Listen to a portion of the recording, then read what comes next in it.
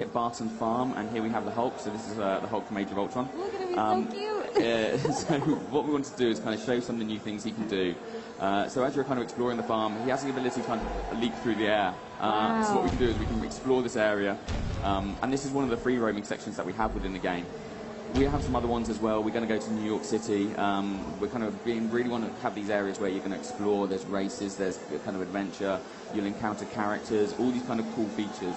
So when you come here in story, you get to come back in free play and kind of really explore this kind of much wider universe. And that's where we get to bring the comic book characters in as well and kind of really bring this workplace to life. Yeah, how true is this going to be to either the comics or the movie? You know, what are we going to see that's familiar and what are we going to see that's different? So we're definitely going to be looking at the movie story. We want to hit all the kind of key points from the Avengers, from Age of Ultron. And then with the comic book, we're not kind of set within one comic book arc. We're not one telling of it. We get to mix and match, which means that we've actually got some cool characters that we get to reveal that kind of show that and show the fact that we're jumping around to different areas. Some of the cool things as well is what we get to do with the characters. This is brand new for this title. Here we've got Iron Man, and kind of Iron Man has his suits. What we can do is you can actually go into Tony Stark's HUD, and then you actually have the ability to change suits on the fly. So what we'll do is we're going to set the Mark 1 armor, and in comes Stanley. So Stan's helping us suit up. And the little chicken too. Yeah, so that chicken actually kind of harassing Hulk a little. It's keeping him hangry. So that gives us the Mark 1 suit, and then we actually have more suits than what we're showing here in the game, but we want to kind of give a bit of a flavour of what the team have been working on. Do you know the Mark 5 suit at all, the suitcase armour? Not too well. Can you show me? Yeah. So here we go. We've got the suitcase armour from, you can kind of see in the theatrical world. Yes. Cool. And so as you unlock these suits, they give you new abilities, new kind of mechanics, and that was really important that we had this within the world, because this is something that's very familiar. This is kind of like a really iconic shot from the films, and we wanted to recreate it in Lego. We've got a whole host of armour. This one's actually one of my favourites. So this is the Silver Centurion on the Mark 33. Gotcha. What's great about this is... facial expressions, they're great. So Lego's actually creating this as a minifigure.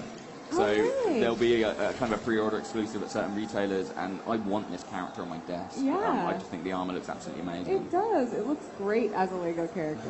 And is this specific to Iron Man, that he has the changeable suits, or are there going to be other changeable things for other characters too? So this is kind of very specific for Iron Man. We kind of can jump into some other characters. We saw Stan Lee earlier. We actually have Stan Lee playable in the game as Iron Stan. So we have Stan Lee in his own Iron Man armour. So we want to kind of have a lot of fun with the character. You know the Hulkbuster from Age of Ultron? Stan kind of has his own ability. He gets to call in the Stan Buster. Oh, wow! So we have the Hulkbuster in the game, but we now also have a Stan Lee themed Hulkbuster. Oh my gosh, look at his face! So he's got a pencil there, there's a desk lamp, there's a coffee cup. And the team spend a huge amount of time kind of bringing these characters to life. It's got one of my favourite animations at the moment where Stan kind of pops out and he starts working away on the typewriter. So they do an incredible job of really bringing these characters to life. And the Buster's changing the typewriter for him. So that's that humor that I love so much about this game, that it's not necessarily jokes, but just it's delight kind of brought to life. And as somebody who works on this game, how do you go about creating those delightful situations? Is it just, you know, you ask yourself what you would like to see? Well, yeah, very much so. The team do a kind of brilliant job of saying, okay, what would we find funny? And we have massive Marvel fans in the office.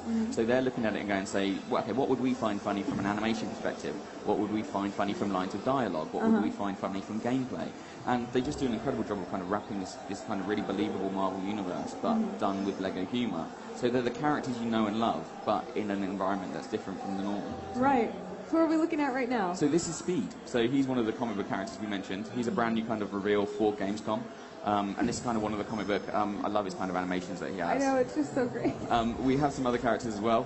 We have the unbeatable Squirrel Girl. Oh, wow. So another reveal here for Gamescom. So Unbeatable Squirrel Girl. We know there's some massive fans in the office who in particular wanted to get Squirrel Girl back into the game. Are you up to date on your Thor?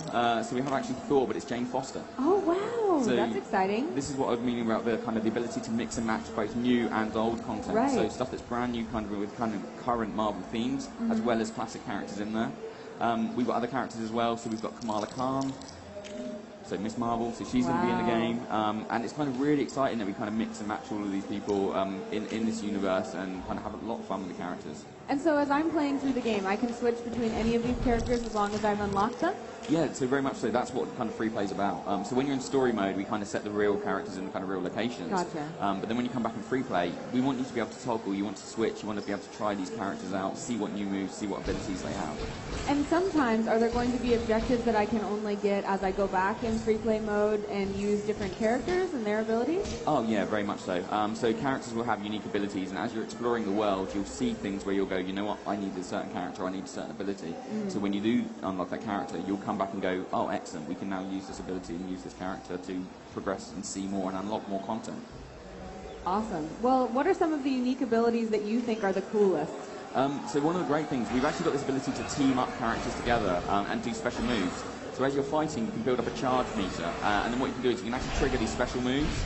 So here we have Black Widow and Iron Man kind of doing a special, or basically like a smart bomb attack. And that means that we get to use these moves to kind of take down multiple enemies. It's really revamping the combat system. We know that people would love to build this kind of LEGO games, but they wanted more from what you could do with combat. So we've added these new abilities, we've added these new mechanics, and you can kind of decide when you want to trigger these moves. One of my favourite characters is actually Quicksilver. So for a very kind of prominent in Age of Ultron, he has an ability to target multiple enemies. The world slows down, he'll run down, take them all out, and then can carry on. That's so if so you're doing satisfying. very much so. And of course he has special takedowns as well, so he can juggle enemies, and he can pick people up and spin them around in circles. So it makes them really dizzy, they then fall over to defeat them in a single punch. So we want to kind of have a lot of fun with these characters, but like we say, we're revamping the mechanics, making sure there's loads of kind of new cool features. And it's just such a huge game. The team are kind of still putting in content. What's great is we're kind of announcing the release date for this title now. Oh, it's going to be available in Europe from January 29th. Oh, okay. And it's going to be January 26th for America. And that's just basically because we really want to fill this game with so much content that people are